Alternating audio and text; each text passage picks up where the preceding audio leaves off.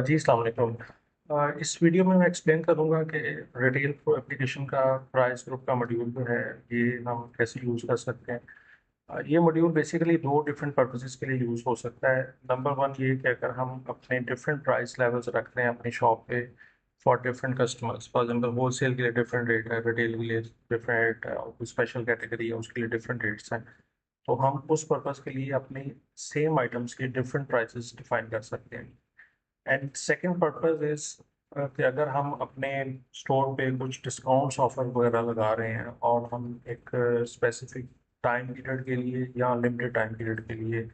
Discounts offer कर रहे हैं, जैसे कोई हॉलीडेज आ गई है, ईद आ गई है, त्यौहार आ गया जिसके ऊपर हम कुछ डिस्काउंट्स ऑफर कर रहे हैं, तो उस पर्पज़ के लिए भी ये मॉड्यूल यूज़ किया जा सकता है। प्रोसेस ये है कि हम सिंपली जो है वो एक प्राइस ग्रुप ऐड करते हैं। फॉर एग्जाम्पल यहाँ पे ऑलरेडी कुछ प्राइस ग्रुप्स एडेड हैं।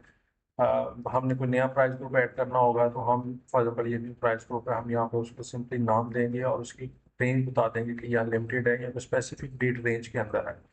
अगर स्पेसिफिक डेट रेंज है तो ऑब्वियसली हम फिर वो डेट रेंज अकॉर्डिंगली बता देंगे कि स्टेट से लेके स्टेट के अंदर है। अगर वो अनलिमिटेड पीरियड के लिए है तो हम जस्ट अनलिमिटेड पीरियड इसको चूज करके इसको जो है वो हम ऐड कर देंगे।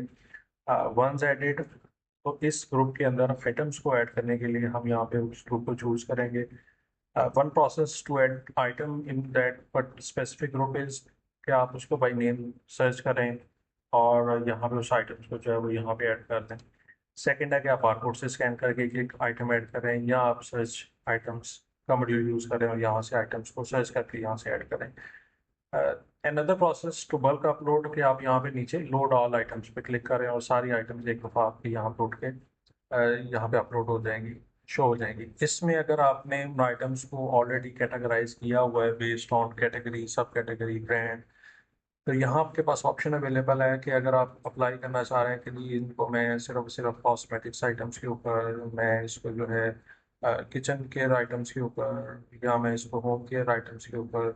जो भी आपने कोई just for the sake of this demo, मैं उसमें से स्पेसिफिक कैटेगरी को चूज कर सकता हूँ। और उस स्पेसिफिक कैटेगरी के आगे भी अगर मैं फर्दर बताना चाह रहा हूँ कि मैं इन्हीं आइटम्स के ऊपर सिर्फ अप्लाई करना चाह रहा हूँ, सब आइटम्स पे अप्लाई नहीं करना चाह रहा, और उनमें से भी मैं कुछ आइटम्स को रिमूव करना चाह रहा हूँ कि ये आइटम है मैं इसके ऊपर नहीं अप्लाई करना चाह रहा, तो मैं इंडिविजुअल आइटम को क्लिक करके उसमें से उन आइटम्स को निकाल सकता हूँ। इन आइटम्स पे मैसेज करनी है based on your category and based on your सब कैटेगरी, और even based on your brand आप इसको मजीद फिल्टर आउट ब्रांड की बेस पे भी कर सकते हैं। तो जब आपने उन आइटम्स को चूज कर लिया होगा तो आप इन आइटम्स पे जो डिस्काउंट ऑफर करना चाह रहे हैं, फॉर एग्जाम्पल मैं इस पे जो है वो फॉर एग्जाम्पल 5% के बेस पे अप्लाई करना चाह रहा हूँ, तो मैं यहाँ पे जस्ट 5% अप्लाई करूँगा तो मेरी जो सब आइटम्स हैं उन आइटम्स के ऊपर वो बल्क में जो है वो डिस्काउंट ऑफर कर देगा। अब इसमें अगर मैं ये भी करना चाह रहा हूँ कि नहीं, इसमें से कुछ आइटम्स ऐसी हैं जिनको मैं इस प्राइस पे नहीं ऑफर करना चाह रहा और मैं खुद से उनकी प्राइस सेट करना चाह रहा हूँ, तो यहाँ पे मेरे पास ये ऑप्शन भी आती है कि मैं उसको स्पेसिफिक कोई भी नंबर भी दे सकता हूँ। कि अगर मैं इसे कहता हूँ कि जी मैं इसको जो है वो सब आइटम्स पे जो है वो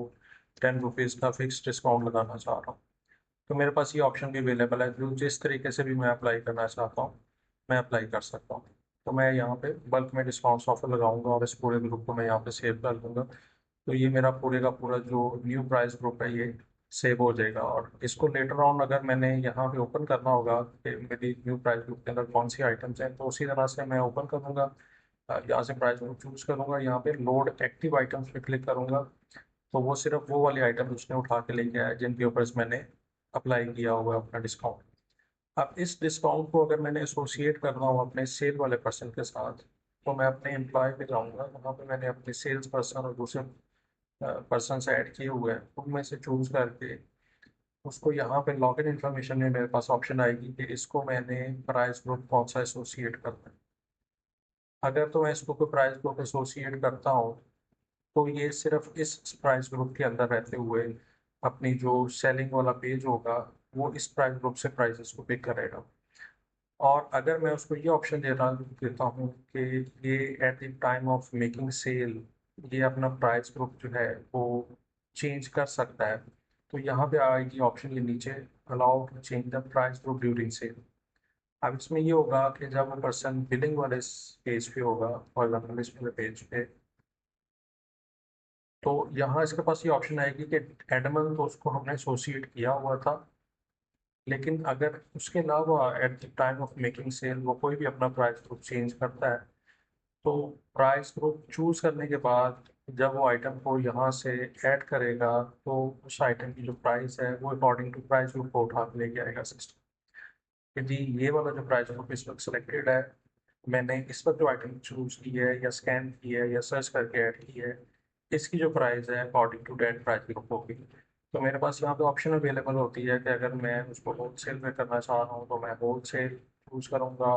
और अगर मैंने उसको इनेबल किया हो अपने यूज़र को कि वो स्विच कर सकता है, तो at the time of making sales वो किसी भी प्राइस ग्रुप को चेंज करके उस वक्त आइटम को स्कैन करेगा, तो जो आइटम की प्राइस है वो अकॉर्डिंग टू प्राइस। सिंपल मैं आपको एक आइटम लोड करके दिखाता हूँ जो कि हमने स्पेसिफाई की है। इसको हम क्लोज करते हैं और प्राइस ग्रुप में जाते हैं। अब फॉर एग्जांपल यहाँ पे ये सोप टर्की एक आइटम है और इसके ऊपर 10% डिस्काउंट लगाया है। यहाँ पे जब हम सेलिंग वाले पेज पे होंगे और हमने यहाँ से फॉर एग्जांपल वही चूज करते हैं और यहाँ पे